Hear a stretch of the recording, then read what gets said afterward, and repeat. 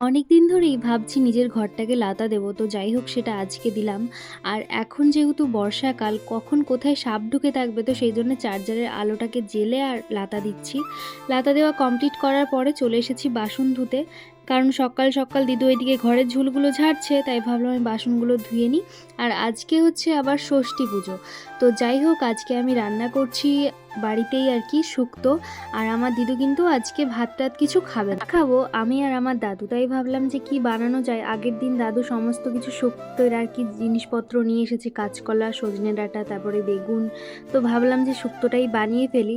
আর শুক্তো খেতে আগে আমি পছন্দ করতাম না, কিন্তু এখন এত শুক্তো খেতে ভালোবাসি কি বলবো। শুক্তোর তো যা যা মশলা লাগে সমস্ত দিয়ে কষিয়ে নিয়েছি।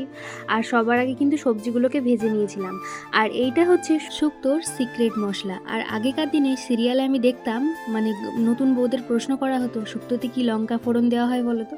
তো হঠাৎ করে আজকে জিনিসটা মনে পড়ে গেল। আর তার সঙ্গে আজকে বানাচ্ছি ওল ভাতে। আর আমাদের বাড়িতে ওল ভাতেটা প্রায় দিনই থাকে এই এই সময়। আর তার সঙ্গে রয়েছে আলু ভাতে।